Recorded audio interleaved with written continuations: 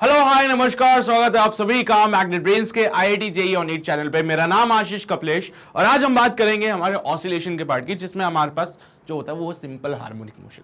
ठीक है, तो बेसिकली हम जो भी बात कर रहे हैं it's all about the SHM और बोले तो सिंपल हार्मोनिक मोशन। तो जैसा मैंने आपसे वादा किया एक दिन के एक चैप्टर का, तो सबसे पहले हम शुरुआत करते हैं हमारे थ्योरेटिकल पार्ट की। तो सबसे पहले एसएचएम की, देखो यार मैं आपको वो पीरियोडिक मोशन फिर ऑसिलेशन ये सारी डेफिनेशंस नहीं बताऊंगा, मैं आपको वो चीजें बताऊंगा जो आपके क्वेश्चंस में काम आएगी, क्योंकि अल्टीमेटली हमें क्वेश्चन सॉल्व करने। ठीक है, मैं आपको ये जरूर बताऊंगा कि एसएचएम जो होता है वो सबसे सिंपलेस्ट फॉर्म है किसी भी ऑसिलेटरी मोशन की, तो उसी के बारे में यहाँ पे चर्चा होनी है। ठीक है, पीरियोडिक मोशन वो होता है जो एक फिक्स टाइम इंटरवल के बाद अपने आप को रिपीट करता है। ठीक है, उसी का एक पार्ट होता है ऑसिलेटरी, जिसमें टू एंड फ्रो मोशंस होते हैं, और उसी का सबसे सिंपलेस्ट पार्ट होता है सिंपल हार्मोनिक मोशन। ठीक है, तो हम बात कर रहे हैं यहाँ पे सिंपल हार्मोनिक मोशन की। तो बेटा किसी भी सिंपल हार्मोनिक मोशन के लिए जो इक्वेशन हम डिफाइन करते हैं वो होती है x equals to a sin omega t. बेटा ये x जो यहाँ पे डिस्प्लेसमेंट होता है, a एम्पलीट्यूड होता है, बाकी ओमेगा टी आप जब बात डिफाइन करोगे तो ओमेगा जो होता है वो एंगुलर फ्रीक्वेंसी होती है और t टाइम होता है यहाँ पे। ठीक है, क्योंकि यहाँ पे जो एसएचएम है वो एक ऑसिलेटरी मोशन, एक पीरियोडिक मोशन है, तो यहाँ पे जो इक्वेशन बनती है ना, वो as a function of sine आता है, क्योंकि साइन का जब आप कर्व बनाते हो तो साइनोसॉइडल कर्व बनता है, वो एक फिक्स टाइम इंटरवल के बाद अपने आप को रिपीट करता है, इसलिए हम साइन या फिर किसी ट्रेगो फंक्शन का आप यहाँ यूज करते हैं। जनरली साइन का और कॉस का यूज किया जाएगा, क्योंकि साइन और कॉस के दोनों के कर्व जो होते हैं बेटा वो साइनोसॉइडल टाइप के होते हैं, जो कि एक फिक्स टाइम इंटरवल के बाद अपने आप को रिपीट करते हैं, इसलिए हम as a function of sine इसको हम लेते हैं। ठीक है, चलिए भाई, तो ये है हमारे पास equation of SHM when T equals to 0, particle जो है वो मीन पोजीशन से स्टार्ट करता है। बड़ा सिंपल सा फंडा है बेटा कि पार्टिकल जो भी होता है हमारे पास में, अरे है इधर आओ, हाँ, कोई भी पार्टिकल हमारे पास होता है तो उसकी एक टेंडेंसी है कि जब भी वो एसएचएम करेगा तो क्या करेगा, पहले इधर जाएगा, फिर इधर आएगा, फिर इधर जाएगा और फिर वो वापस आएगा। ठीक है, तो एक ऑसिलेशन जब होता है बेटा, ठीक है, जब मैं बात करूं एक ऑसिलेशन की, तो एक ऑसिलेशन में यही हो रहा है, पार्टिकल इधर गया, फिर वो इधर आया, फिर वो इधर गया, फिर वो वापस आया। जैसा कि आपने देखा होगा पेंडुलम में जो घड़ी की वो जो होता है ना नीचे पेंडुलम, हाँ, तो उसका मोशन किस टाइप का होता है, मीन पोजीशन पे है, मीन पोजीशन से पहले यहां गया, फिर मीन पोजीशन पे आया, फिर वहां गया, फिर मीन पोजीशन पे आया, फिर इधर गया, फिर मीन पोजीशन पे आया, फिर उधर गया, फिर मीन पोजीशन पे आया। तो यही तो है टू एंड फ्रो मोशन। हाँ, तो यहां पे जब भी हम बात करते हैं ये इक्वेशन मैं तभी लिखूंगा जब पार्टिकल t इक्वल्स टू 0 पे है मीन पोजीशन पे। बेटा मीन पोजीशन पे हम लोग क्या करते हैं, x को 0 ले लेते हैं, तो मीन पोजीशन पे x की वैल्यू 0 होती है। पर कभी कभार आपको सवाल ऐसा दे दिया जाता है जिसमें कि वो पार्टिकल एक्सट्रीम पोजीशन से शुरू करे, तो अगर पार्टिकल t इक्वल्स टू 0 पे एक्सट्रीम पोजीशन पे, बेटा एक्सट्रीम पोजीशन पे x का वैल्यू a के बराबर होता है, पता है आपको। हाँ, तो उस केस में इक्वेशन बनती है x equals to a cos omega t. तो अगर पार्टिकल एक्सट्रीम पोजीशन से शुरू करता है तो इक्वेशन बनाना x equals to a cos omega t. अगर पार्टिकल t इक्वल्स टू 0 पे मीन पोजीशन से शुरू करता है तो इक्वेशन बनाएंगे a sin omega T. Generally हमारे पास a sin ओमेगा टी की ही इक्वेशंस आती है भाई, कभी कभार cos ओमेगा टी आ जाए तो घबरा मत जाना। बेटा मान लीजिए अगर t इक्वल्स टू 0 पे पार्टिकल मीन नहीं है और पार्टिकल मीन पोजीशन के अलावा कहीं और से, बीच में से कहीं से शुरू कर रहे हैं, एक्सट्रीम से भी नहीं, एक्सट्रीम से भी नहीं, कहीं और से बीच में कहीं से पार्टिकल अगर शुरू करता है तो उस केस में बेटा इक्वेशन बनती है a sin omega t plus का फाई। ये जो फाई होता है इसको इनिशियल फेज कहते हैं बेटा एसएचएम का, ये कुछ एंगल होगा, ठीक है, तो फाई जो होता है बेसिकली वो एक इनिशियल फेज है। बड़ा सिंपल सा फंडा है बेटा कि यहां पे आप देखेंगे तो एक सर्कल मैं बना रहा हूं, इस सर्कल की डायमीटर ले रहा हूं बेटा, है ना। तो अगर कोई पार्टिकल इस सर्कल में घूमता है, इसको समझने का सबसे बेस्ट तरीका है, अगर कोई पार्टिकल इस सर्कल में घूम रहा है तो उसकी जो परछाई होती है वो क्या करती है, ऑसिलेटरी मोशन करती है। मान लो पार्टिकल यहां पे था, या चलो मैंने बोला पार्टिकल यहां से शुरू करता है, बेटा पार्टिकल की टेंडेंसी है कि वो इधर की तरफ जा रहा है, तो जैसे जैसे पार्टिकल इधर जाएगा उसकी परछाई इधर जाती जाएगी, जैसे जैसे पार्टिकल इधर जाएगा परछाई इधर आएगी, जैसे पार्टिकल यहां पहुंचेगा उसकी शैडो भी यहीं आ जाएगी। उसके बाद पार्टिकल अब वापस इधर जा रहा है तो उसकी शैडो इधर जाएगी, पार्टिकल और आगे गया तो उसकी शैडो इधर जाएगी, फिर पार्टिकल यहां पे आ गया तो शैडो आ गई मीन पोजीशन पे, पार्टिकल और आगे गया तो शैडो गई इधर, पार्टिकल और आगे गया तो शैडो गई इधर, पार्टिकल और आगे गया तो शैडो यहां पे आ जाएगी। फिर अरे एक पार्टिकल सर्कल में घूम रहा है तो उसकी शैडो जो होगी वो क्या करेगी, ऑसिलेटरी मोशन करती है, एसएचएम करती है। अब पार्टिकल और आगे गया तो उसकी शैडो फिर से इधर जाएगी, और आगे गया तो और इधर जाएगी, और पार्टिकल आगे गया, मीन पोजीशन पे पहुंच गया तो शैडो भी कहां गई, मीन पोजीशन पे आएगी। ठीक है, तो अगर पार्टिकल कोई गोल गोल घूम रहा है तो उसकी जो शैडो होती है वो ऑसिलेटरी मोशन कर सकती है। नाउ द पॉइंट इज इस हमारे पास अगर पार्टिकल x इक्वल्स टू 0 पे होता है, t इक्वल्स टू 0 पे अगर उसने मीन पोजीशन से शुरू किया, t इक्वल्स टू 0 पे अगर उसने मीन पोजीशन से शुरू किया तो इक्वेशन बनती है a sin ओमेगा t। बहुत अच्छी बात है। t इक्वल्स टू 0 पे अगर उसने एक्सट्रीम पोजीशन से शुरू किया तो इक्वेशन बनती है a cos ओमेगा t वाली। ठीक है, अगर t इक्वल्स टू 0 पे मीन पोजीशन से शुरू करता है इक्वेशन बनती है a sin ओमेगा t। यानी अगर पार्टिकल t इक्वल्स टू 0 पे यहां पे था, पार्टिकल अगर यहां से शुरू करता है तो a sin omega t, particle अगर यहां से शुरू करता है तो a cos ओमेगा t। लेकिन अगर पार्टिकल बीच में से कहीं से शुरू करे, है ना, जैसे कि मैंने बोला मान लो सर यहां पे कहीं पार्टिकल यहां पे से शुरू करें। अब बेटा जैसे बीच में है ना, तो बीच में मतलब पार्टिकल की शैडो यहां पे कहीं पे होगी। अब देखो ना तो वो मीन पोजीशन पे है ना वो एक्सट्रीम पोजीशन पे, बीच में कहीं पे है। ऐसे केस में आप पार्टिकल का एक एंगल देखना है, यहां पे डिफाइन करना, ये इनिशियल फेज कहलाता है बेटा। ये जो एंगल होगा ना that is called the initial phase.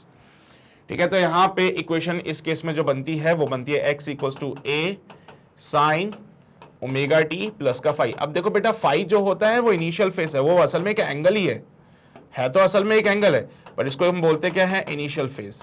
अब आपको जो इनिशियल फेस मिलेगा वो एंगल के फॉर्मेट में मिलेगा, रेडियन रूडियन के फॉर्मेट में मिलेगा, तो घबराने वाली बातें नहीं है बिल्कुल भी। ठीक है, तो हमारे लिए जो काम की बातें हैं वो है ये 3 इक्वेशन, इनका थोड़ा सा विशेष ध्यान रखिएगा आप लोग। इसके बाद जो आपसे पूछता है वेलोसिटी ऑफ दिस पार्टिकल, है ना, जो ये ऑसिलेशन कर रहा था शैडो, उसकी वेलोसिटी पूछता है। तो आपके पास पोजीशन की इक्वेशन थी बेटा, तो पोजीशन की इक्वेशन का आपने क्या कर दिया, आपके पास पोजीशन की इक्वेशन थी बेटा, तो आपने पोजीशन की जो इक्वेशन थी उसके साथ क्या किया, उसका डिफरेंशिएशन किया विद रिस्पेक्ट टू टाइम। अगर आप उसका डिफरेंशिएशन समय के साथ कर देते हो तो यहां पे आप देख सकते हो ये पोजीशन है बेटा, ये पोजीशन की इक्वेशन थी हमारे पास। अगर आपने इसका समय के साथ डिफरेंशिएशन कर दिया तो आपको वेलोसिटी मिलती है a omega cos omega t plus का फाई। देखो बेटा ये इनिशियल फेज वाली कहानी बहुत कम केस में आती है हमारे पास। जनरली जो हमारे पास सिचुएशंस बनती हैं उसमें इनिशियल फेज 0 होता है, तो उसकी चिंता मत करना। बट हाँ, ये वेलोसिटी का फॉर्मूला बनता है a cos omega t plus का फाई। ठीक है, तो अगर कोई भी पार्टिकल ऑसिलेट कर रहा है, अगर कोई भी पार्टिकल सिंपल हार्मोनिक मोशन कर रहा है तो उसकी वेलोसिटी क्या होगी, आप बस पोजीशन का जो इक्वेशन है उसको डिफरेंशिएट किए टाइम के साथ में बस। तो this is the velocity of the particle in simple harmonic motion as a function of time. देखो तो वेलोसिटी टाइम के साथ चेंज हो रही है, टाइम बदल जाएगा तो ये पूरी कहानी बदल जाएगी, जिससे वेलोसिटी भी चेंज होगी। ऐसे अगर आप चाहो तो वेलोसिटी का वैल्यू फाइंड कर सकते हो as a function of position, x के टर्म्स में भी वेलोसिटी को निकाला जा सकता है। कैसे निकालते सर वो, यहां पे देखो, है यहां पे नहीं, यहीं दिखा दे दो, चलो मैं जगह कहां गई वो, यहां पे। मेरे बच्चे अगर आपके पास इक्वेशन है a sin ओमेगा टी, अभी मैं सबसे सिंपल इक्वेशन की बात करूं, अगर आपके पास इक्वेशन है a sin ओमेगा टी, तो आपने क्या किया, वेलोसिटी पाने के लिए इसका समय के साथ किया differentiation, so it comes out be a omega cos omega t. बेटा क्या बन जाएगा ये, a ओमेगा cos ओमेगा। मैं इनिशियल फेज अभी कंसीडर नहीं कर रहा हूं, छोड़ो उसको भी। सो v होता है a omega cos omega T. मेरे बच्चे एक बात बताओ, क्या cos ओमेगा टी को मैं लिख सकता हूं अंडर रूट ऑफ 1 माइनस का साइन स्क्वायर ओमेगा टी?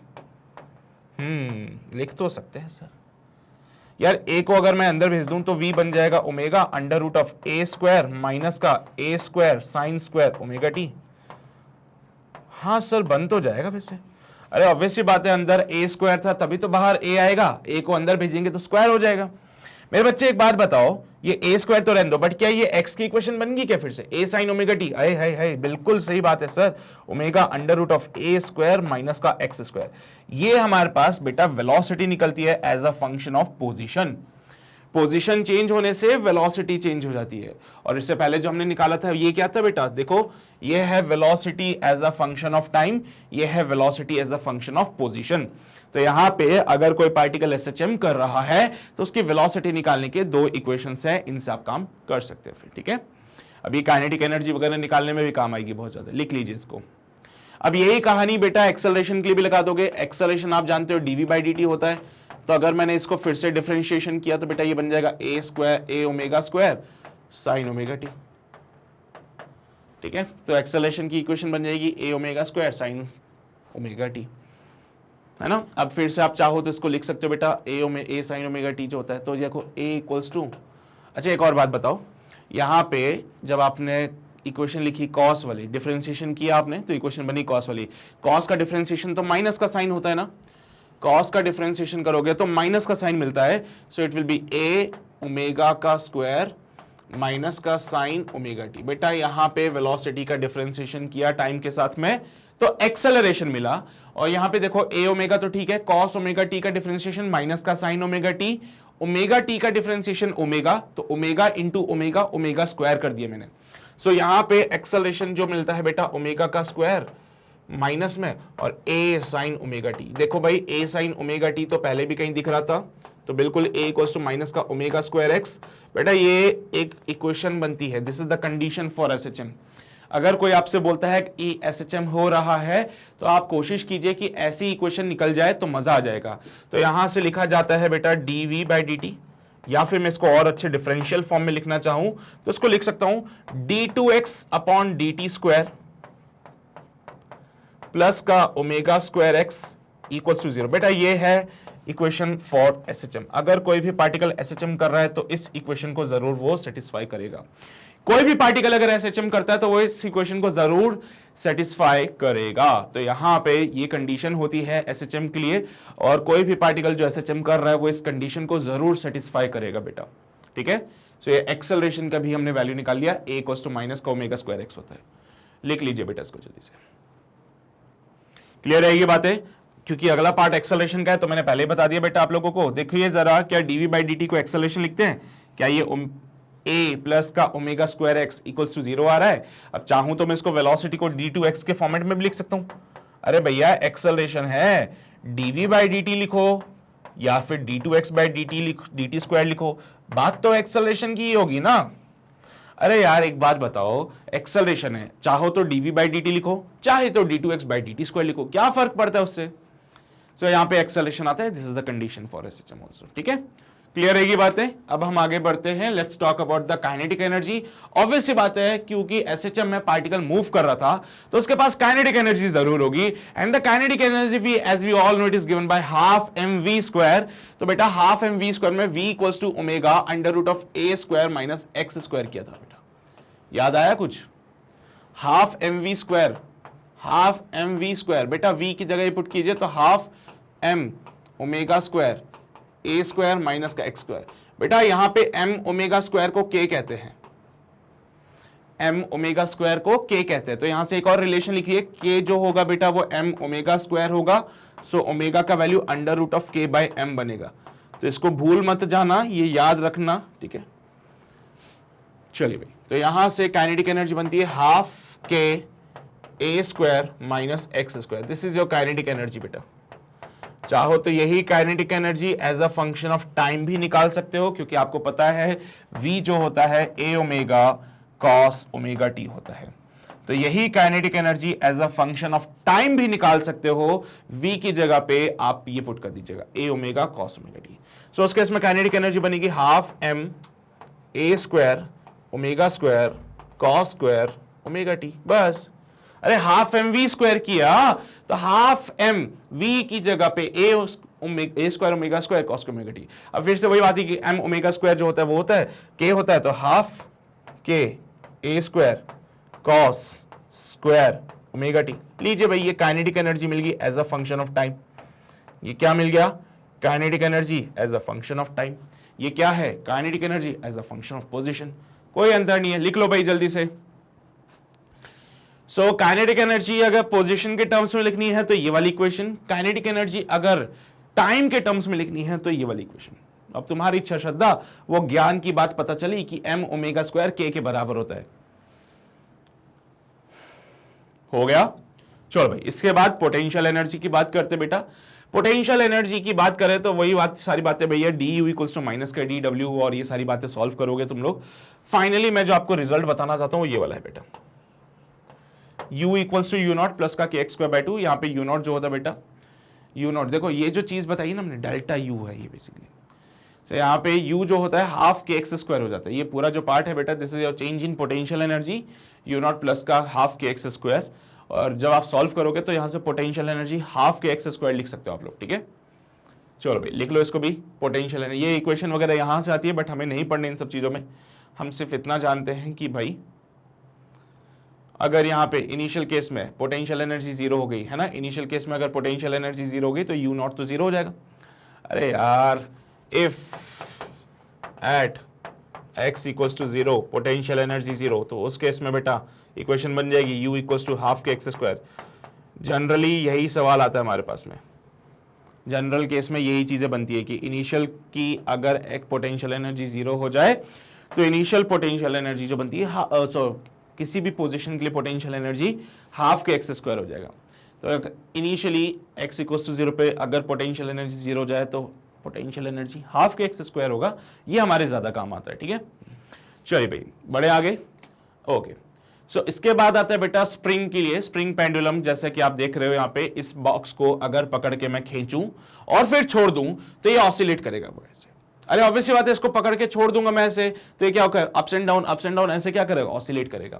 बेटा इसका जो टाइम पीरियड होता है given by 2 pi under root of m by k, where m is the mass and k यहाँ पे जो होता है वो स्प्रिंग कांस्टेंट है बेटा। डोंट गेट कंफ्यूज, अभी ये मत बोलना सर अभी तो आपने बोला था k जो होता है वो m ओमेगा स्क्वायर होता है। अरे वो k अलग है और ये k अलग है, यहाँ पे k हम स्प्रिंग कांस्टेंट के लिए लेते हैं, k यहाँ पे हमारे इसका स्प्रिंग कांस्टेंट रहेगा, ठीक है। चलिए भाई ये टाइम पीरियड का फॉर्मूला होता है। अब मान लो ये तो चलो सिंगल स्प्रिंग थी इसलिए हो गया, अब मान लो दो स्प्रिंग आ गई जिसका स्प्रिंग कांस्टेंट k1 और k2 है। अगर दो स्प्रिंग आ जाएं तो यहां पे हम निकालते हैं बेटा k इक्विवेलेंट, और k इक्विवेलेंट निकालने के तरीके हैं। अगर दो स्प्रिंग सीरीज में है तो स्प्रिंग कांस्टेंट निकालने का तरीका होता है बेटा k1 k2, मैं बताता हूं इसको कहां से निकाला जाता है, ऐसे 1 upon k equivalent is equals to 1 upon k1 plus 1 upon k2, ठीक है। अगर यहाँ पे दो स्प्रिंग्स सीरीज में लगे हैं तो 1 upon k equivalent equals to 1 by k1 plus k2। अगर दो स्प्रिंग यहाँ पे पैरेलल में लगे हैं तो k इक्विवेलेंट यहाँ पे अगर सीरीज में तो ये फॉर्मूला लगेगा, अगर पैरेलल में है तो यहाँ पे k equivalent k1 plus k2, ठीक है। कैपेसिटर के बारे में तो जानते हो तुम लोग, कैपेसिटर के साथ जैसा काम किया जाता है वैसा ही काम स्प्रिंग के साथ भी किया जाएगा। तो उस केस में टाइम पीरियड का फॉर्मूला अलग बन जाता है। यहां पे अगर टाइम पीरियड निकालना हो तो 2 pi under root of m upon k equivalent लिखेंगे यहाँ पे। ऐसे केसेस में टाइम पीरियड होता है 2 pi under root of m upon k equivalent. अब k इक्विवेलेंट आपको सीरीज में निकालना है तो ये तरीका, पैरेलल में निकालना है वो तरीका, इसके अलावा कुछ भी नहीं है। छाप लो इसको भी जल्दी से,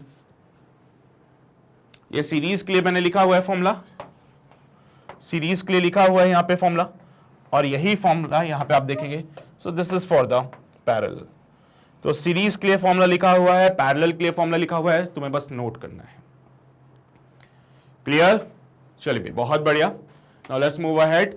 बेटा अगर किसी भी स्प्रिंग को आपने कट किया और उसकी लेंथ को आधा कर दिया, अगर किसी भी स्प्रिंग को आधा आधा काटते हो तो उसका जो स्प्रिंग कांस्टेंट है वो डबल हो जाता है। ये बात डायरेक्टली ध्यान रखना, बड़े काम आती है बातें। अगर किसी भी स्प्रिंग को आप आधा आधा काटते हो तो उसका स्प्रिंग कांस्टेंट डबल हो जाता है। अगर किसी भी स्प्रिंग को 3 टुकड़ों में बराबर बराबर काटा है तो स्प्रिंग कांस्टेंट 3 गुना हो जाएगा। तो देखो 3k। किसी भी स्प्रिंग को अगर 5 टुकड़ों में काट दिया, बराबर टुकड़ों में काट दिया, तो हर एक टुकड़े का जो स्प्रिंग कांस्टेंट होगा वो 5 टाइम हो जाएगा। तो 5k और फिर 5k हो जाएगा, ठीक है। तो इसको ध्यान रखना, मोस्ट इंपॉर्टेंट है, सवालों में ऐसी बातें पूछता है और डायरेक्टली आप चीजें लगा सकते हो उसमें। क्लियर है कि ना बातें? जितने टुकड़े करे उतने टाइम्स आप स्प्रिंग कांस्टेंट को बढ़ा देना, बस बराबर टुकड़े होने चाहिए, टुकड़े यहाँ पे बराबर होने चाहिए, है ना। अनइक्वल हो गए तो फिर दिक्कत हो जाएगी। इसके अलावा बेटा हम टाइम पीरियड फाइंड करते हैं किसी भी सिंपल पेंडुलम के लिए। सो किसी भी सिंपल पेंडुलम के लिए टाइम पीरियड होता है 2 pi under root of l by g. Derivation नहीं है जरूरत, सोचना भी मत। किसी भी कंपाउंड पेंडुलम क्या होता है, जैसे कि मान लो यहाँ पे एक आपने क्या किया, एक डिस्क को लिया और यहाँ पे बांध दिया उसको। अब एक डिस्क आपने यहाँ पे बांध दी, अब ये डिस्क ऐसे ऑसिलेट करती रहेगी। डिस्क क्या करेगी? ऑसिलेट करेगी। तो क्या ये डिस्क भी एक पेंडुलम की तरह काम कर रही है? हाँ सर, थोड़ा डिजाइनिंग वाली डिस्क पेंडुलम हो गया। तो ऐसे केस में ये बॉडीज होती है कंपाउंड बॉडीज। इनको क्या बोलते हैं? कंपाउंड बॉडीज कहते हैं। वो तो सिंपल सा है भैया, जिसमें एक छोटा सा मास यहाँ पे अटैच होता है, जिसमें एक छोटा सा मास यहाँ पे लगा होता है, वो एक रस्सी से अटैच होता है। ये तो बड़ा सिंपल सा फंडा है ना। लेकिन यहां पे आओ तो स्ट्रक्चर देखो, बड़ी सी बॉडी दिखती है सर, कंपाउंड बॉडी है। और बेटा कंपाउंड बॉडी के लिए इसको कहते हैं कंपाउंड पेंडुलम। इनको क्या बोलेंगे? कंपाउंड पेंडुलम बोलेंगे। और इस कंपाउंड पेंडुलम का जो टाइम पीरियड होता है, it is given by 2 pi under root of moment of inertia divided by mgl। बेटा यहां पे L जो होता है वो बेसिकली लेंथ है from the point of this, क्या बोलते हैं इसको, अरे भूल गया यार, पॉइंट ऑफ सस्पेंशन। हाँ सर, जहां से इसको होल्ड रखा है, पॉइंट ऑफ सस्पेंशन से सेंटर ऑफ मास तक का जो लेंथ होता है बेटा वो L है अपने पास। पॉइंट ऑफ सस्पेंशन से सेंटर ऑफ मास तक का जो लेंथ होता है वो L होता है। सो I अपॉन mgl जब आप लिखोगे, L जो होगा पॉइंट ऑफ सस्पेंशन से सेंटर ऑफ मास का लेंथ होगा, I इसका मोमेंट ऑफ इनर्शिया हो जाएगा, M इसका मास हो जाएगा, G acceleration due to gravity होता है, 2 पाई अरे तो कांस्टेंट होता है। तो बस यही फॉर्मूला है मेरे नादान बच्चे, इसी को याद कर लेना। इसका मास m हो जाएगा, ये लेंथ l हो जाएगा, उसके अलावा इसका moment of inertia about this point of suspension I होगा। ठीक है, अरे इसी के अबाउट तो रोटेट कर रहा है ये, इसी के अबाउट तो रोटेट कर रहा है ये, है ना। तो यहाँ पे देखो कितना प्यारा सा एक स्ट्रक्चर बना था, इसके लिए फॉर्मूला लिखा गया। ठीक है, सो I अपॉन k लिखिए या फिर I अपॉन mgl लिखो, तो हमारी इच्छा श्रद्धा, कोई रोक टोक नहीं है इसमें। ठीक है, छापना है छाप लो पहले। ऐसे हम टाइम पीरियड अलग अलग केसेस में फाइंड करते हैं। जैसे अगला केस है बेटा, अगर एक आदमी एक टनल बना ले अर्थ में जो कि सेंटर से पास हो रही है, अगर एक आदमी अर्थ में एक टनल बना ले और जो कि सेंटर से पास हो रही है और उस टनल में वो कूद जाए, उस टनल में वो कूद जाए, तो बेटा क्या हुआ? ग्रेविटी की वजह से वो आदमी नीचे की तरफ जाएगा। हाँ बिल्कुल sir, because of the gravity वो आदमी नीचे जाएगा। जैसे सेंटर पे आएगा बेटा, ये कहां गया? मीन पोजीशन पे आ गया अभी। और ये कहां था अभी? पहले एक्सट्रीम पोजीशंस पे। जब भी आप एक्सट्रीम पोजीशन पे होंगे, ध्यान रखना आपके ऊपर एक फोर्स लगता रहेगा। जब भी आप एक्सट्रीम पोजीशन पे होगे, आपके ऊपर मैक्सिमम फोर्स लगेगा। और जैसे आप मीन पोजीशन पे आओगे बेटा, आप पे फोर्स जो होगा वो जीरो हो जाता है। मीन पोजीशन पे फोर्स जीरो हो जाता है, एक्सट्रीम पोजीशन पे मैक्सिमम फोर्स लगता है। एक्सट्रीम पोजीशन पे मैक्सिमम एक्सेलरेशन भी होता है, मीन पोजीशन पे एक्सेलरेशन जीरो भी होता है। तो आदमी चला यहां से उसने छलांग लगा दी। छलांग लगाई तो पहले इस पे फोर्स लगा, फोर्स लगा, फोर्स लगा, फोर्स लगा। धीरे धीरे जैसे जैसे वो नीचे आता जा रहा है बेटा, फोर्स की वैल्यू कम होती जा रही है। जैसे जैसे वो नीचे आता जा रहा है, फोर्स की वैल्यू कम होती जा रही है। मीन पोजीशन पे, सेंटर पे आया। मीन पोजीशन यहाँ पे हमारा सेंटर रहेगा, अर्थ का सेंटर है ना। जैसे सेंटर पे आया, फोर्स हो गया जीरो। जैसे सेंटर पे आया, फोर्स हो गया जीरो। अब फोर्स जीरो हो गया तो कैसे मोशन करेगा? पर क्योंकि वो ऑलरेडी मोशन कर रहा था, so because of this inertia वो क्या हुआ? मीन पोजीशन से आगे निकल गया। और अब जैसे ही ये अंकल मीन पोजीशन से आगे निकले, इनके ऊपर फोर्स लगना शुरू हो गया इस डायरेक्शन में। और जैसे वो यहां पहुंचे, इन पे यहां पे मैक्सिमम फोर्स लगना शुरू हो गया, इन पे इस डायरेक्शन पे मैक्सिमम एक्सेलरेशन लगना शुरू हो गया। तो ये दोबारा से फिर सेंटर की तरफ जाना शुरू कर देंगे।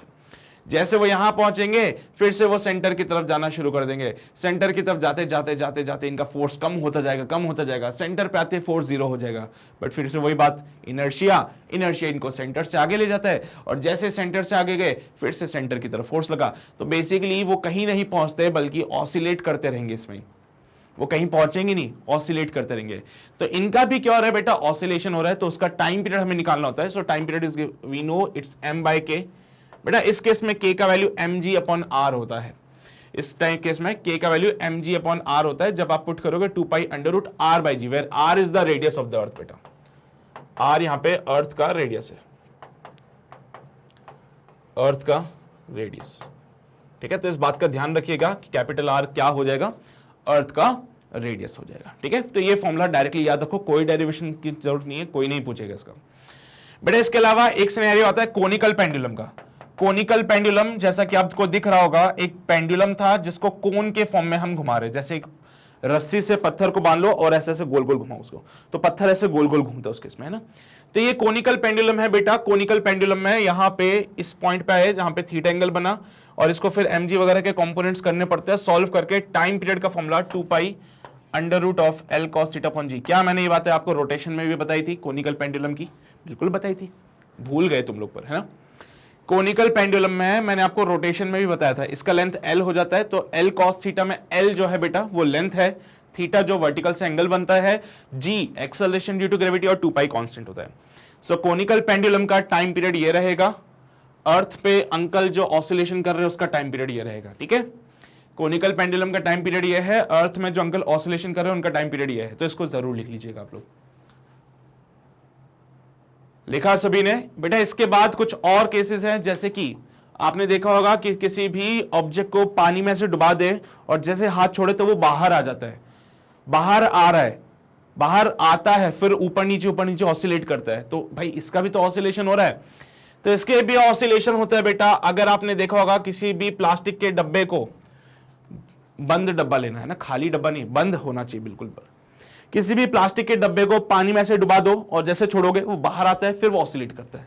तो भाई वो ऑसिलेशन कर रहा है, उसका टाइम पीरियड का formula 2 pi under root m upon a rho g. बेटा यहाँ पे m is the mass of the block, a is the area of the block and rho is the density of the liquid.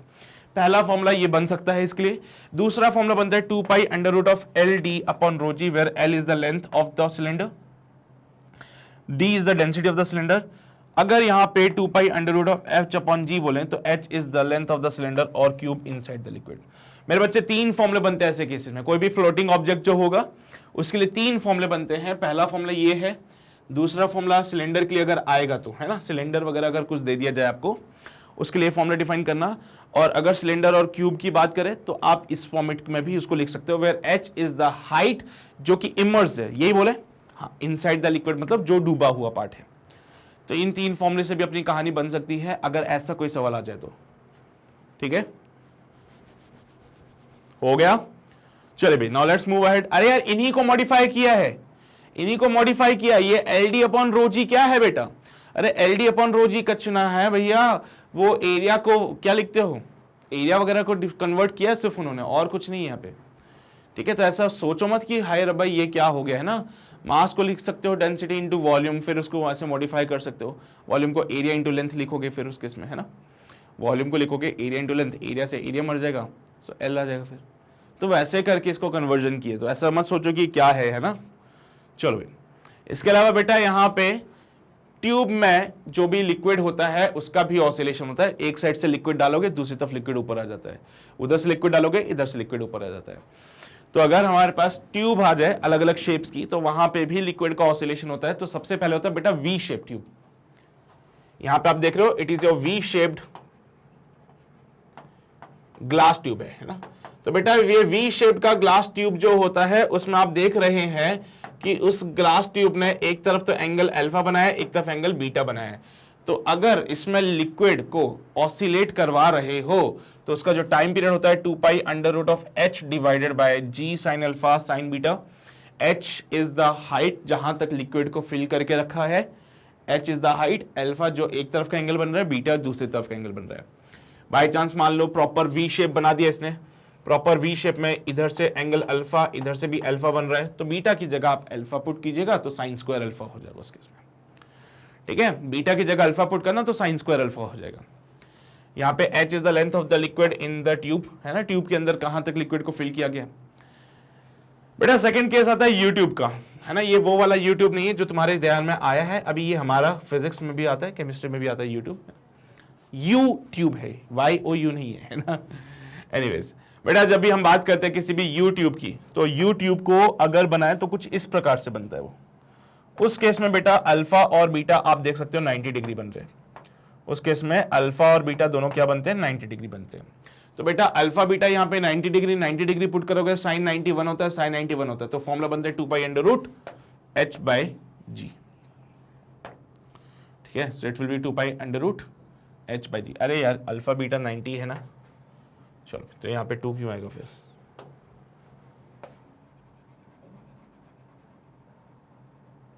चलो।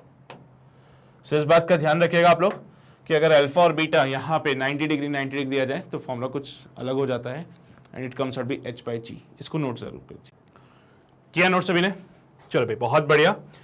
ऐसे एक और case आता है बेटा पिस्टन का, है ना। पिस्टन क्या होता है, गाड़ी के इंजन में आपने देखा होगा पिस्टन होता है, इसका मोशन अप्स एंड डाउन वाला होता है, तो ये भी ऑसिलेशन करता है, ये भी ऑसिलेशन करता है, इसका भी टाइम पीरियड होता है। अब देखो भाई, टाइम पीरियड के फॉर्मूले डायरेक्टली तुम अगर लिख लोगे तो ज्यादा बेटर है। अभी इनके डेरिवेशन पे कोई सवाल नहीं उठाएगा तुमसे, कोई कभी ये नहीं बोलेगा कि डेरिवेशन बताओ इसका, ठीक? तो चिंता बिल्कुल भी मत करना बेटा। फॉर्मूला बनता है 2 pi under root V M upon A square K. V is the volume of the cylinder, ये जो सिलेंडर है इसका वॉल्यूम, ये सिलेंडर है ना, हाँ, इस सिलेंडर का volume, V is the volume of the cylinder, M is the mass of the piston, ये रहा पिस्टन, इस पिस्टन का मास M ले लीजिए, A is the area of the cylinder, इसका एरिया, सिलेंडर का एरिया A हो जाएगा, K is the bulk modulus, bulk modulus के बारे में पढ़ाया मैंने आपको, ऐसा बिल्कुल भी मत बोलना, फ्लूइड वाले चैप्टर से पहले बल्क मॉड्यूलस के बारे में बताया था। It will B delta P upon delta V by delta V होता था। अब आइसोथर्मल प्रोसेस होगा तो बल्क मॉड्यूलस P के बराबर हो जाएगा, एडियाबेटिक प्रोसेस के लिए बल्क मॉड्यूलस गामा P के बराबर हो जाएगा, डिपेंडिंग ऑन की प्रोसेस किस टाइप का है ये, ठीक है।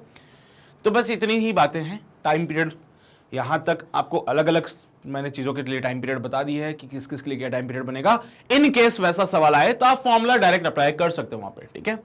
और चिंता मत करो, इनसे जो सवाल आएगा वो ऐसा बहुत खतरनाक वाला नहीं आएगा, मेंस में तो नहीं आएगा, एडवांस की बात अलग हो जाती है। फिर मेंस में ऐसा बहुत खतरनाक वाला सवाल नहीं आएगा जिसमें कि यार इसका डेरिवेशन पूछ लिया या कुछ हो गया। सवाल ऐसा देगा, ये सारी बातें आपको दे रखी होगी, बस वो फॉर्मूला पूछेगा तुम लोगों से, तो ये सब तो बता ही दोगे ना तुम लोग। इसके अलावा बेटा सुपरपोजिशन प्रिंसिपल के बारे में आपने सुना है कि मान लीजिए हमारे पास एक ऑसिलेशन हो रहा था, एक एसएचएम था जिसकी इक्वेशन थी x1 equals to a1 sin omega t. एक और ऑसिलेशन हो रहा था जिसके लिए इक्वेशन बनाई x2 equals to a2 sin omega t plus का फाई। अब यहां पे दोनों ऑसिलेशन को अगर जोड़ दिया जाए, दोनों ऑसिलेशन अगर एक साथ हो तो बेटा यहां पे क्या होगा, तो दोनों ऑसिलेशंस का सुपरपोजिशन होगा। सुपरपोजिशन होने के बाद एक नया ऑसिलेशन होगा जिसकी इक्वेशन बनेगी x equals to a sin omega t plus का थीटा। ये भी ऑसिलेशन हो रहा था, ये भी ऑसिलेशन हो रहा था, ये भी एसएचएम, ये भी एसएचएम। जब दोनों एक साथ हो जाएंगे तो दोनों कंबाइन एसएचएम होगा और एक नई इक्वेशन बनेगी, एक नया एसएचएम बनेगा जिसके लिए इस इक्वेशन लिखी जाती है x equals to a sin omega t plus का थीटा। यहां पे a जो होता है वो नेट एम्पलीट्यूड आ जाता है। The net amplitude is given by the formula, जैसा आप रिजल्टेंट निकालते थे ना वेक्टर्स का, जैसा भी आपने वेक्टर का रिजल्टेंट निकालते थे ना, बस वैसे ही नेट एम्पलीट्यूड निकालना बेटा। Under root of a1 square plus under a2 square plus 2a1 a2 cos phi. Phi यहां पे फेज डिफरेंस को डिनोट कर रहा है बेटा। यहां पे फेज डिफरेंस क्या होता है, फेज डिफरेंस मतलब अरे इसका फेस में से इसका फेस माइनस कर दो, ये जो होता है इसको फेस कहते हैं, साइन के साथ जो लिखा होता है इसको फेस कहते हैं। फेस डिफरेंस यहाँ पे ओमेगा टी प्लस का फाई और उसका फेस बोलो माइनस का ओमेगा टी, तो फेस डिफरेंस हो गया, ओमेगा टी से ओमेगा टी मर जाएगा, यहाँ पे फेस डिफरेंस क्या रह गया, फाई। सो फाई होगा मेरे बच्चे यहाँ पे फेस का डिफरेंस। दोनों का फेस आपको पता होगा, उनका डिफरेंस निकाल देना, वो आप यहां पुट कर देंगे, ठीक है। सो ए का वैल्यू मिल गया। थीटा के लिए भी पूछता है भाई, थीटा क्या होगा, सो tan थीटा, अरे जैसे वेक्टर में करते थे ना सेम वही कहानी है, a2 sin phi upon a1 plus a2 cos phi. Phi क्या है, फेस डिफरेंस है। नए वाली इक्वेशन में जब दोनों एसएचएम को कंबाइन कर दिया था तो एक नई इक्वेशन बनी थी। नई इक्वेशन का ओमेगा टी प्लस का थीटा क्या है, फेस है, और थीटा उसका इनिशियल फेस हो जाएगा। इनिशियल फेस निकालने के लिए फॉर्मूला हमारे पास है, बस इतनी ही कहानी है इसमें और कुछ नहीं है। तो आपको जो कमांड बना के रखनी है वो इस इक्वेशन पे है, इस इक्वेशन पे है, और बस एक वो फेस डिफरेंस के बारे में आपको पता होना चाहिए, ठीक है। वैसे तो पूरा प्रोसेस अगर तुम रेगुलर लेक्चर में आते मेरे पास तो मैं आपको पूरा डेरिवेशन करके बताता, बट अभी कोई जरूरत नहीं है डेरिवेशन की, सीधे फॉर्मूलास पे फोकस करो और काम खत्म हो जाएगा। बढ़िया आगे चलो भाई, बहुत बढ़िया आगे बढ़ते हैं। Let's see the damped oscillation. बेटा डैम्प्ड ऑसिलेशन में क्या होता है कि कोई भी पार्टिकल जो ऑसिलेट कर रहा है ना वो धीरे धीरे धीरे धीरे वो रुक जाता है। मतलब अगर मैं बात करूं डैम्प्ड ऑसिलेशन की तो इस केस में with time amplitude decreases. Amplitude जो होता है वो डिक्रीज हो जाता है। क्या मतलब सर एम्पलीट्यूड डिक्रीज होने का, अरे यार पहले ऑसिलेट कर रहा था इतना इतना, अगर वो डैम्प्ड ऑसिलेशन है तो वो वैसे हो जाएगा, समझो। पहले वो ऑसिलेट कर रहा था इतना, अगर ये डैम्प्ड ऑसिलेशन होता तो वो धीरे धीरे अपने एम्पलीट्यूड को कम करता है।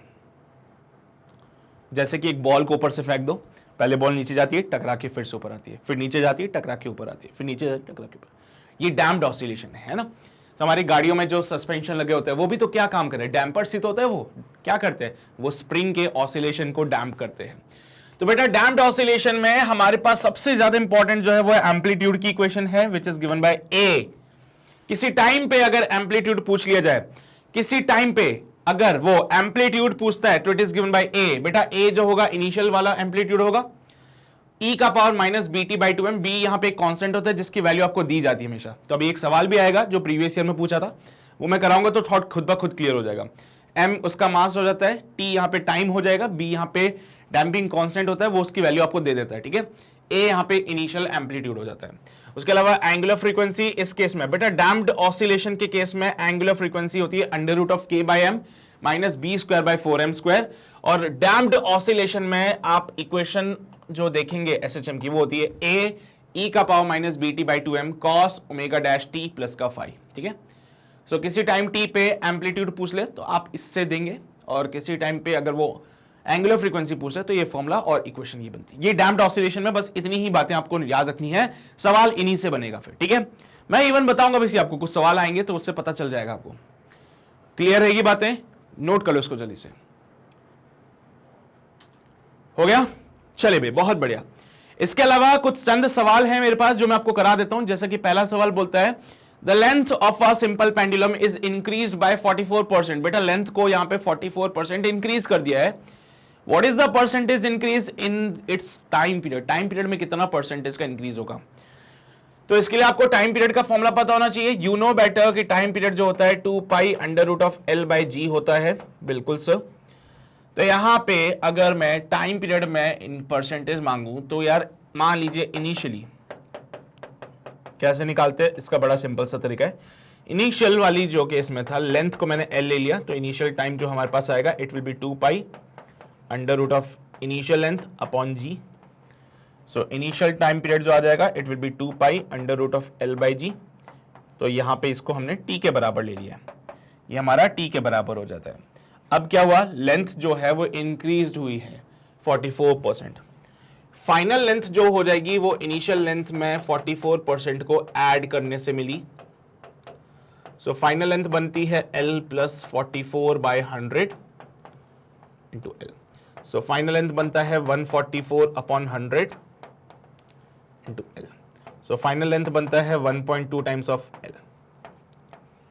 इनिशियल लेंथ L था, फाइनल लेंथ बन गया 1.2L। बेटा फाइनल लेंथ पता होने से क्या फाइनल टाइम पीरियड निकाल सकते हो? बिल्कुल निकाल सकते हैं सर। फाइनल टाइम पीरियड की बात करें so it is given by 2 pi under root of L final upon जी।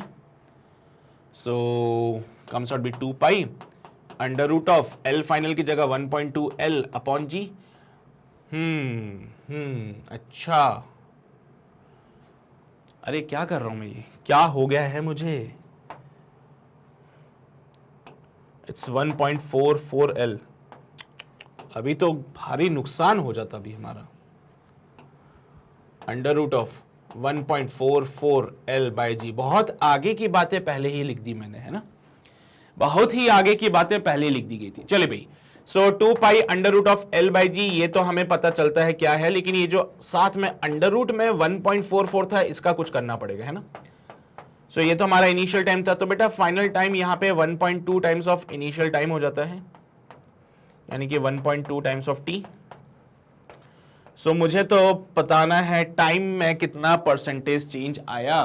सो भाई परसेंटेज चेंज की बात करते हैं अगले पेज पे, और percentage change is given bye, क्या बोलेंगे भाई, percentage change is given bye, यहां लिखेंगे delta T upon T initial into 100। So it will B final time minus initial time upon initial time into 100। Final time जो होगा 1.2 T हो जाएगा, minus का टी अपॉन का टी इंटू 100। ये बनता है 0.32 into T upon T into 100। Solve करा 20% आएगा, यही आपका फाइनल आंसर है। सो टाइम पीरियड में कितना इंक्रीज हुआ है? 20% का हुआ है। अगर लेंथ आपने 44% इंक्रीज करी है, सो लेंथ जो इंक्रीज होगी वो 20% इंक्रीज हो जाएगी यहाँ पे। सो 20% मुझे डी ऑप्शन में मिल रहा है, this is your final answer. हाँ जी भाई, नोट कर लीजिए जल्दी से ताकि हम आगे बढ़ सके। किया नोट सभी ने? ये भी हो गया, क्या बात है। आगे बढ़े, अगला सवाल क्या कहते हैं हम लोगों से, a body of mass m hangs from the three spring as you can see, each spring has a spring constant k, if the mass is slightly displaced and let go the system will oscillate with the time period। बेटा यहां पे time period का formula आपको पता है क्या होता है, टाइम पीरियड होता है 2 pi under root of m upon k equivalent. Time period क्या होता है 2 pi under root of m upon k equivalent. कैसे करें इसको यार, मुझे ये दो स्प्रिंग जो है पैरेलल में दिख रही है, अगर मैं इसको सॉल्व करूं तो ये कुछ इस प्रकार से स्ट्रक्चर बनेगा, इसका स्ट्रक्चर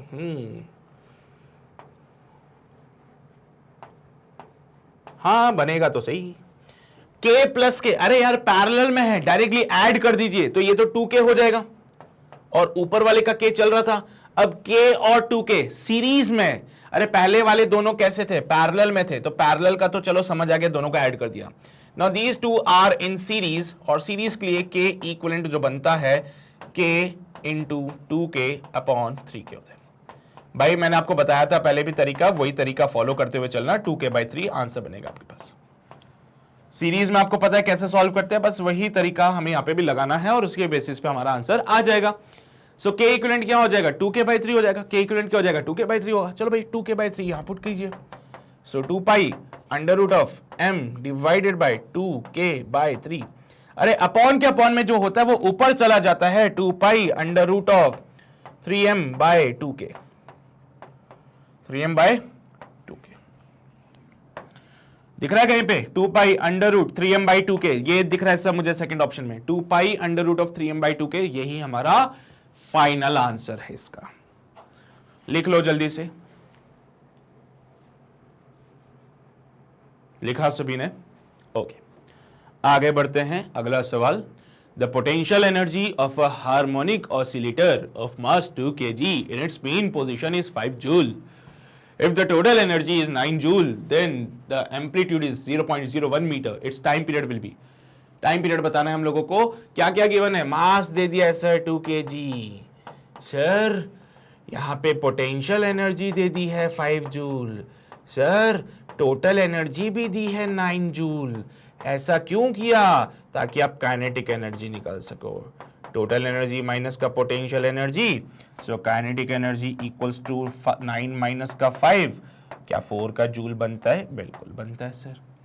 साथ ही साथ उन्होंने कहा है कि जो एम्पलीट्यूड होगा वो 0.01 मीटर का होगा, तो वो टाइम पीरियड मांगता है सर, क्या करे यार, काइनेटिक एनर्जी दे दी, अरे यार मेरे हिसाब से मुझे क्या लगता है, काइनेटिक एनर्जी तो हाफ mv² होता है, होता तो है यार, मैं v निकाल लूं तो टाइम पीरियड तो बन ही जाएगा वैसे भी, है ना, v निकाल दूं तो टाइम पीरियड तो बन ही जाएगा वैसे भी। क्या बोलते तुम, चलो देखते हैं, काइनेटिक एनर्जी से, पोटेंशियल एनर्जी से भी निकाल सकते थे वैसे हम लोग ये तो, चलो देखते हैं। So 4 is equals to 1/2 into mass की जगह 2 इंटू v², तो यहां से तो खत्म कहानी, v का वैल्यू 2 आएगा। यार v को जब हमने देखा था, हंसते हुए करो मैंने v आ रहा है 2, v आ रहा है 2, यार v का फॉर्मूला आपको याद हो a इंटू ओमेगा होता है सर, मैक्सिमम वेलोसिटी का तो फॉर्मूला यही होता है वैसे, है ना।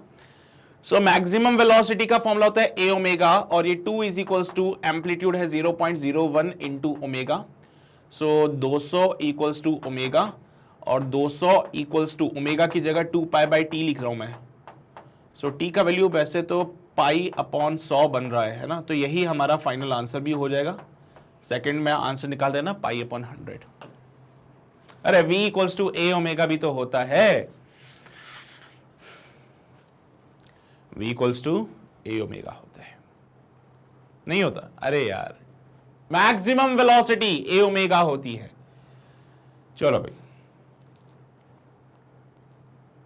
सही है, बड़े आगे, चलो भाई आगे बढ़ते हैं, अगला सवाल, a particle having the mass m is attached to the 3 identical spring as you can see here, ABC नाम दे रखे ABC, if each has the spring constant के एज शोन, भाई इसका स्प्रिंग कांस्टेंट के, इसका भी के और इसका भी के, तीनों का स्प्रिंग कांस्टेंट के। If the particle of mass, भाई यहाँ पे देखो बीच में मास पार्टिकल लगा रखा होगा, ये दिख गया आप लोगों को, इसको थोड़ा सा नीचे की तरफ खींच के छोड़ दो, थोड़ा सा नीचे की तरफ खींच के छोड़ दो तो ये ऑसिलेट करेगा। तो टाइम पीरियड क्या होगा ऑसिलेशन का ये बताना है। तो सर फिर से वही कहानी 2 pi under root of m by k equivalent, but point ये है कि के इक्वलेंट क्या होगा इस केस में, ये सोचना है आपको। इस केस में के इक्वलेंट क्या होगा ये आपको सोचना है। सोच पाओगे? दिमाग लगाओ, देखो क्या आंसर आता है इसका, फिर मैं बताता हूं तुम्हें। देखो भाई क्या है कि आपने पार्टिकल को पकड़ के नीचे खींचा है, अब ये वाली जो स्प्रिंग है ये कंप्रेस हो रही है, इसकी टेंडेंसी है कि भैया स्प्रिंग फोर्स बाहर लगे। ठीक है, समझना बात को, बड़ा ही मस्त सवाल है ये वाला। जैसे आपने स्प्रिंग को कंप्रेस किया तो स्प्रिंग की टेंडेंसी कि भाई वो बाहर की तरफ फोर्स लगाए, बाकी बची कुछ ही स्प्रिंग जो थी अपने पास वो एलोंगेट हुई, तो इनकी टेंडेंसी थी कि वो फोर्स इधर की तरफ लगाए, इधर की तरफ लगाए। ठीक है, तो अलोंग ओ ए जो नेट फोर्स बनेगा, अलोंग ओ ए, क्योंकि देखो आपने क्या है पार्टिकल को पुश किया slightly against the spring A, spring A के अगेंस्ट में आपने पार्टिकल को पुश किया, तो स्प्रिंग ए इधर फोर्स लगाएगा, बी वाला उधर फोर्स लगाएगा, सी वाला इधर लगाएगा। ओ ए के अलोंग जो नेट फोर्स लगता है, net force along O A, it is given by, बेटा एक तो फोर्स ए का लगेगा प्लस भाई बी का फोर्स का कुछ कंपोनेंट बनाओ यहां पे यार, ये 45 डिग्री पे है, तो क्या मैं एफ बी कॉस 45 बोलूं इसको, F B cos 45 degree. Similarly इसको बोलता हूं एफ सी कॉस 45 डिग्री, चलेगा क्या ऐसी बात है? Plus F B cos 45 degree plus F C cos 45 degree. कितना कंप्रेस किया? मान लीजिए हमने इसको x लेंथ कंप्रेस किया, तो ये हो जाएगा kx। अरे कंफ्यूज हो गए क्या? अरे मान लो स्प्रिंग को जब आपने पुश किया नीचे तो स्प्रिंग कंप्रेस हो गई, कितना कंप्रेस हुई?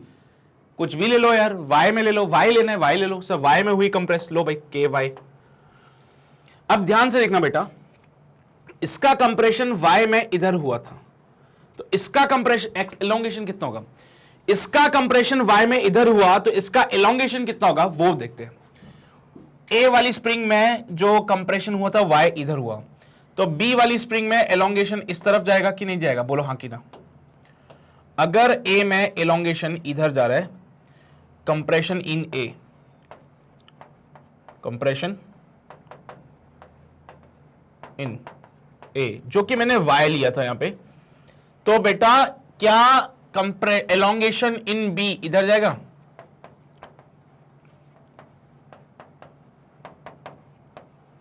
खुद ही सोचो ना, अगर ये पार्टिकल नीचे जा रहा है तो ए को कंप्रेस कर रहा है, बी को एलोंगेट कर रहा है, बी को एलोंगेट कर रहा है, तो बी में एलोंगेशन इधर आएगा।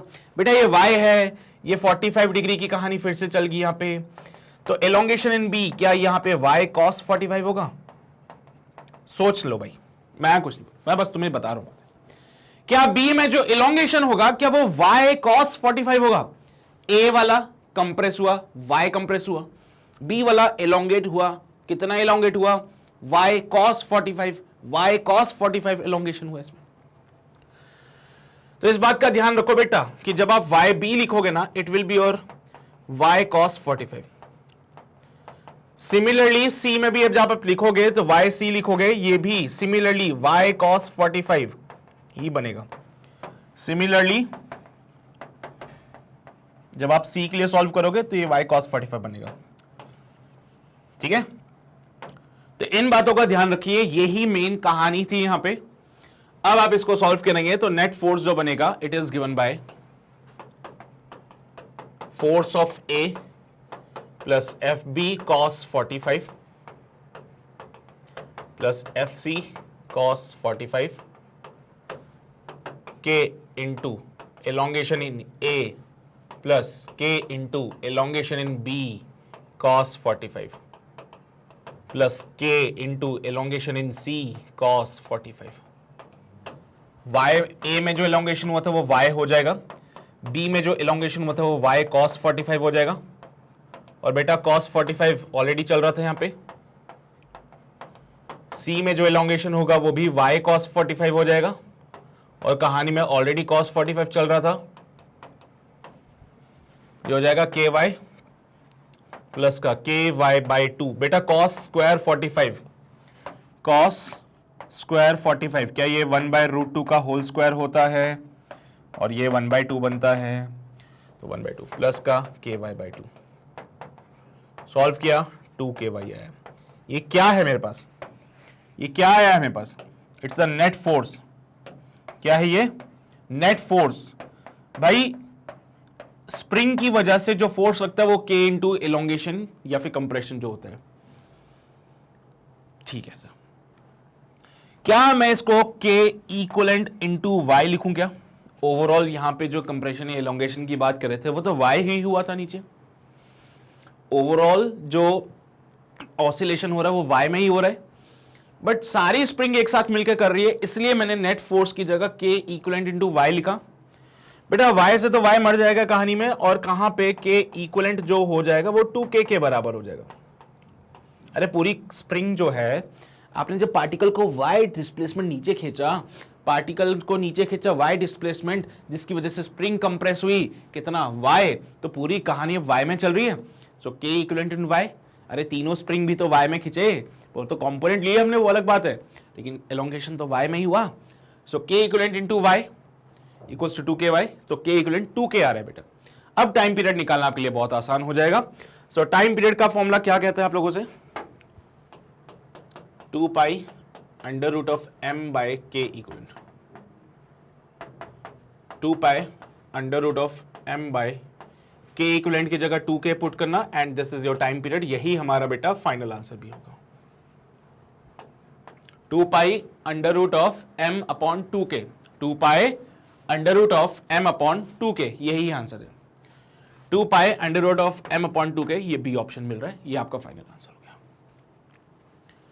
क्लियर रहेगी बातें सभी को, पढ़ सकते हैं आगे। चलिए भाई, सो नोट कर लीजिए इसको एक बार, फिर आगे बढ़ते हैं।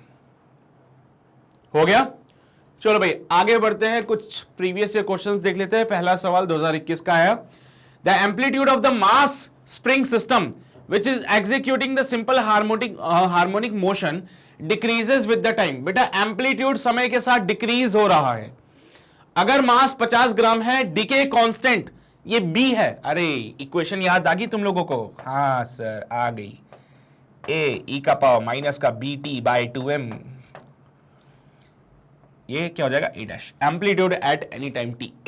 ठीक है, how much time is required for the amplitude of the system to drop to half of its initial value। ये initial amplitude, किसी टाइम t पे ये amplitude होगा। तो बेटा हम चाहते हैं कि a डैश जो है a अपॉन 2 हो जाए, तो वो किस समय होगा ये बताइए बस। हम चाहते हैं a डैश हमारा a बाई 2 हो जाए, वो किस समय होगा ये बताना है आपको। आ गया ना डैम्प्ड ऑसिलेशन पे सवाल।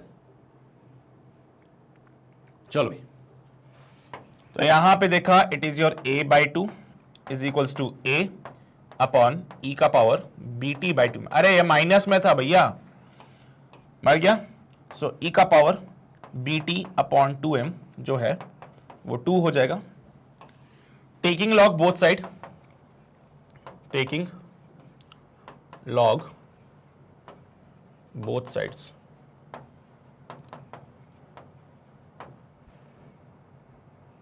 e का power bt by 2m equals to ln 2। दोनों तरफ लॉग ले लिया मैंने बेटा, ये ln e का पावर है, पावर आगे आ जाती है, लॉग की प्रॉपर्टी जानते हो ना, bt upon 2m, ln e equals to ln 2 की जगह बेटा 0.693 लिख दूं, क्वेश्चन में दे रखी है वैल्यू, ln e का वैल्यू 1 होता है, इसकी जगह 1 लिख देंगे। So bt upon 2m equals to bt upon 2m is equals to 0.693। यार मैं थोड़ी मक्कारी करने की सोच रहा हूं, कर लूं क्या? 0.7 लिख दिया।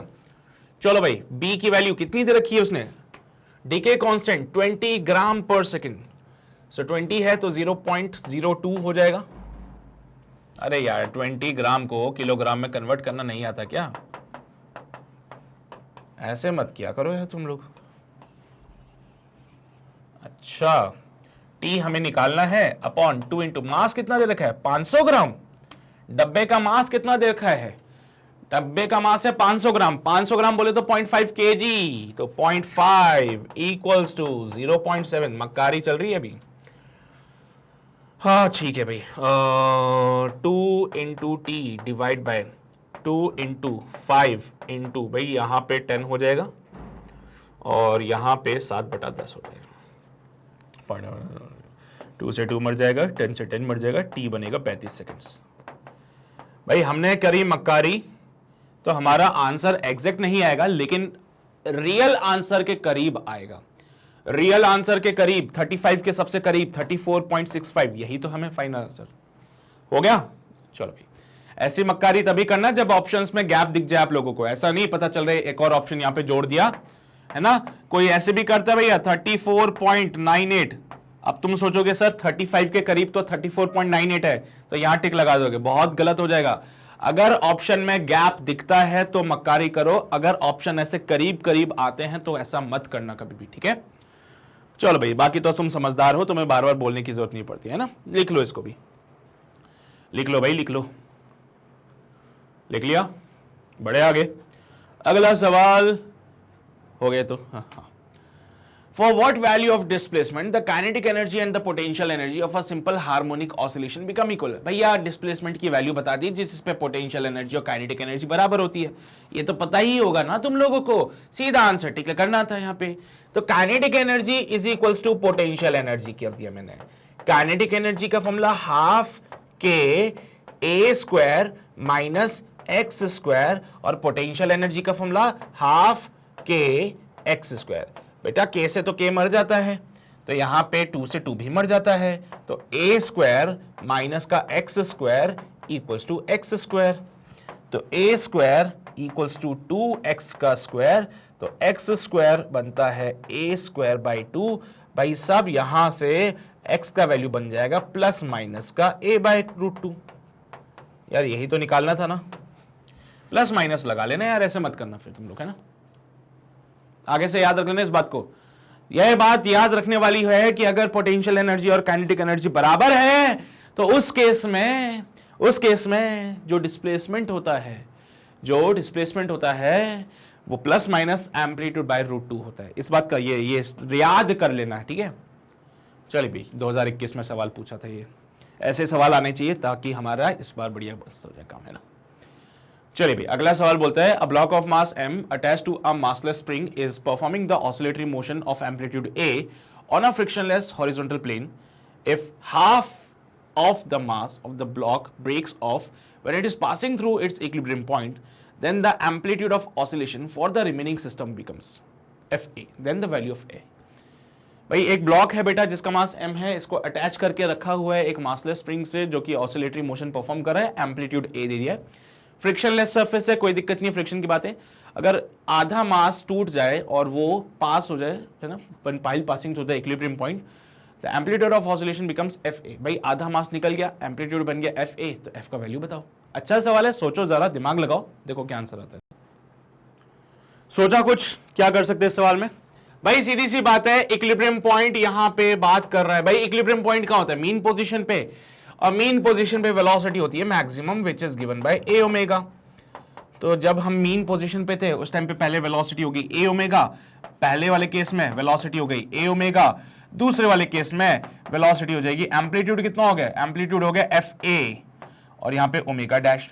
भाई दोनों को इक्वेट कर दो क्योंकि v मैक्स तो a ओमेगा ही होता है, मीन पोजीशन पे इक्विलिब्रियम की बात कर रहा है, v1 इक्वल्स टू v2 कर सकते हो आप लोग। उस केस में बेटा a ओमेगा बराबर होता है fa ओमेगा डैश के।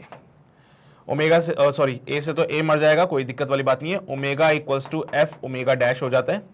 अब देखो भाई मास आधा हो गया तो ओमेगा को क्या हम k बाई m लिख देते हैं क्या? वो भी अंडर रूट में, बिल्कुल लिखते हैं। तो this can be written as under root of k by m equals to f under root of k by m by 2। भाई k से तो k मर जाएगा, m से m मर जाएगा, तो 1 equals to f under root of 2, f का वैल्यू बनेगा 1 बाई अंडर रूट ऑफ 2। भाई कहानी खत्म होगी, यही आपका फाइनल आंसर रहेगा उसका, ठीक है। सो यही रहेगा आपका फाइनल आंसर। नोट कर लीजिए इसको जल्दी से, फिर आगे बढ़ते हैं हम लोग। बढ़े आगे, किया नोट? चलो भाई आगे बढ़ते हैं। अगला सवाल, the displacement time graph of a particle executing the simple harmonic motion is given in the figure. यहां पे देखो आप डिस्प्लेसमेंट और टाइम का ग्राफ दे रखा है। Now which of the following statement is are true from these. बेटा ये 4 स्टेटमेंट देख रहे हैं, इनमें से कौन कौन से सही है ये आपको बताना पड़ेगा। देखो यार मुझे क्या लगता है हाँ, यहां पे पार्टिकल ने जो शुरू किया है वो 0 से शुरू नहीं किया है। पार्टिकल ने जो शुरू किया है वो 0 से शुरू नहीं किया, मतलब पार्टिकल जो है x इक्वल्स टू 0 पे नहीं था स्टार्टिंग में। तो कहां है वो? एक्सट्रीम पोजीशन पे है। वो पार्टिकल एक्सट्रीम पोजीशन पे है। तो बेटा इसमें इक्वेशन बनेगी a cos ओमेगा t वाली। ऑब्वियस सी बात है, ग्राफ देख रहे हो कॉस का ग्राफ बनता है तो a cos ओमेगा t वाली। अब वो क्या बोलता है बेटा, फोर्स 0 होगा जब टाइम 3t/4 होगा। चलो देखते हैं फोर्स की बातें। वेलोसिटी हो जाएगा माइनस का a omega sine omega t, और एक्सेलरेशन हो जाएगा माइनस का a omega square cos omega t। ध्यान से देखिएगा अभी, है ना बेटा। फोर्स 0 होगा t इक्वल्स टू 3t/4 पे। अरे फोर्स अगर 0 होगा तो इधर एक्सेलरेशन भी 0 होना चाहिए। देखना भाई, तो एक्सेलरेशन बनता है माइनस का a ओमेगा का स्क्वायर कॉस 2π/T, और टाइम बोला है 3t/4, तो पुट कर दो यहां पे 3t/4। t से तो t मर जाएगा, 2 से 2 मर जाएगा, 3π/2।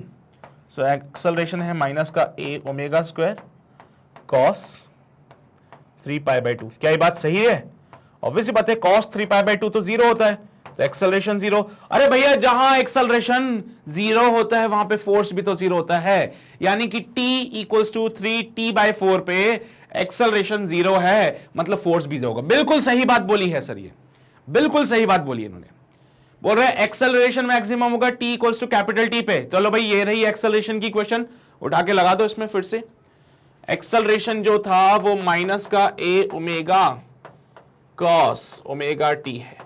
सो माइनस का a ओमेगा कॉस ओमेगा की जगह 2π/T, और बोला है कि ये t equals to capital T पे एक्सेलरेशन जो होगा वो मैक्सिमम होगा। देख लेते हैं, माइनस का a omega cos 2π/T dot capital T। भाई t से तो t मर जाएगा, cos 2π जो होता है माइनस का a ओमेगा cos 2π 1 होता है माइनस का a ओमेगा। अरे बहुत बढ़िया सर, मैक्सिमम एक्सेलरेशन ही है।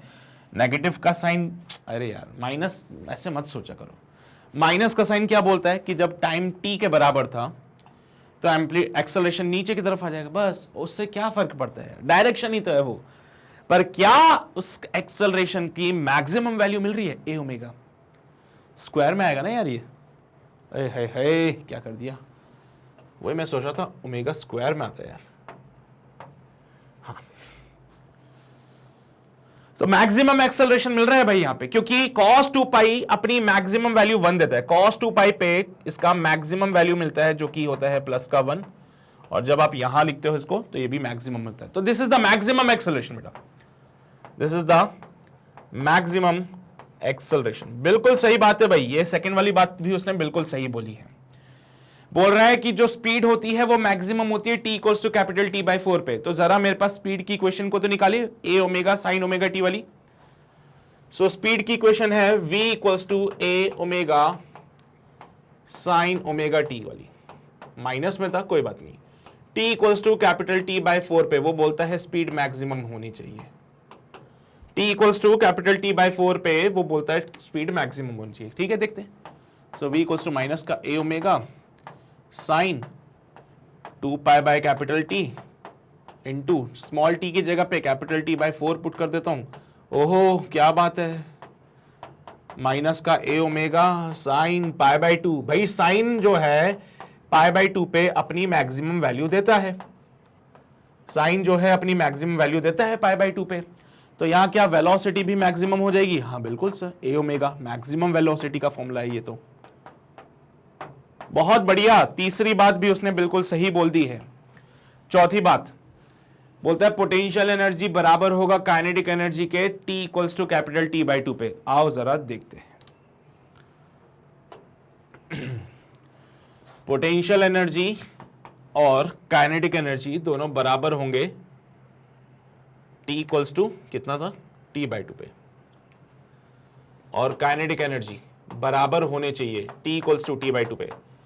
देखो भाई, इसको सॉल्व करने का मेरा एक और दिमाग चल रहा है। ये चीज तभी होती है जब x का वैल्यू +-a/√2 होता है। अभी हमने सॉल्व किया था, याद है कुछ भैया? मैंने बोला था, याद कर लेना, पोटेंशियल एनर्जी काइनेटिक एनर्जी बराबर होगी जब x का वैल्यू +-a/√2 हो। क्या x की इक्वेशन थी आपके पास, a cos ω t वाली? अरे सर बिल्कुल थी। जरा t की जगह पुट करके देखो, क्या x का वैल्यू 1/a/√2 आ रहा है क्या?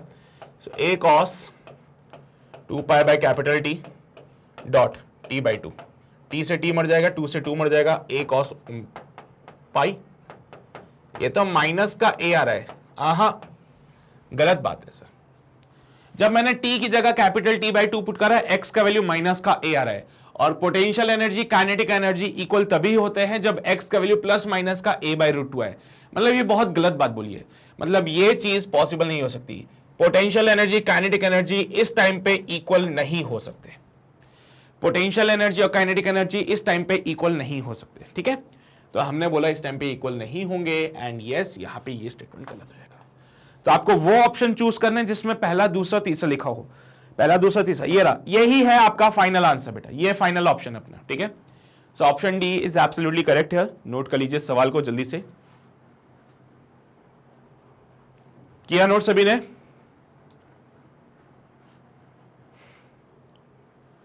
हो गया भी पक्का? चलिए भी, बहुत बढ़िया। सो यहां पे हम अपने इस कहानी को जो एसएचएम की चल रही थी समाप्त करते हैं। और आपको अगर लगता है कि कोई भी वीडियो में कोई डाउट है और दोबारा वीडियो देखना है, तो हमारे ऑफिशियल वेबसाइट पे आके आप वीडियो को देख सकते हैं। आपको बस करना बस इतना सा है, गूगल पे जाना है, www.magnetbrain.com सर्च कीजिए, यहाँ IIT JEE में आइए और इधर क्रैश कोर्स वाले वीडियो में आप आके हमें देख सकते हो, ठीक है? यहाँ पे आने का फायदा ये रहेगा कि हमने यहाँ पे हर एक सब्जेक्ट का, भले वो फिजिक्स हो, केमिस्ट्री हो या मैथमेटिक्स हो, हर सब्जेक्ट के लिए जो अभी तक जितने भी क्रैश कोर्स हुए सारे यहाँ पे अरेंज करके रख दिए। सो आपको किसी भी वीडियो में कोई भी डाउट लगे तो जस्ट आप यहाँ पे आइए, वो वीडियो देखिए और अपने डाउट्स को क्लियर कीजिए, ठीक है? तो यहाँ पे जितने भी वीडियोस हैं वो सारे एब्सोल्युटली फ्री रहेंगे। सो कभी भी ऐसा नहीं होगा बेटा कि 1-2 लेक्चर्स के बाद आपसे कोई सब्सक्रिप्शन फी मांग ली जाए या कोई कूपन कोड की डिमांड की जाए, कभी ऐसा नहीं होगा, ठीक है? तो ऐसी चिंता बिल्कुल भी मत करो, बिंदास होकर पढ़ाई करो। जितने लापार्ट में कोई डाउट है उसको जरूर देखिए, ठीक है? अपार्ट फ्रॉम दिस, जाने से पहले ये 3 काम जरूर कीजिएगा। अगर आप लोग चैनल पे नए हैं तो वो जो लाल बटन है उसको जरूर दबा देना, और उसके बगल में जो बेल आइकन है उसको जरूर प्रेस कीजिएगा, राइट? अपार्ट फ्रॉम दिस, अपने भाई बंधुओं तक सेशन जरूर पहुंचाइए। उनको बोलिए कि भाई अगर तुम्हें जेईई क्रैक करना है तो लास्ट मोमेंट की जो एक क्विक रिवीजन होती है वो मैग्नेट ब्रेन पे चल रही है, और उसको जरूर ज्वाइन कर लीजिएगा, ठीक है? तो अपने दोस्तों तक ये बात जरूर पहुंचाइएगा। बाकी सेशन अगर पसंद आया तो लाइक जरूर कर दीजिएगा। और बस इतनी ही बातें हैं आज की इस एसएचएम में। इसके बाद अगला जो चैप्टर होगा वो वेव्स होगा, जिसमें हम लॉन्गिट्यूडनल वेव्स और ट्रांसवर्स वेव के बारे में पढ़ेंगे, ठीक है? तो देखते हैं क्या है उसमें। अगेन एक इंटरेस्टिंग चैप्टर है वो, सो बिल्कुल उसको छोड़िएगा मत, अगला लेक्चर जरूर ज्वाइन कीजिएगा, ठीक है? तो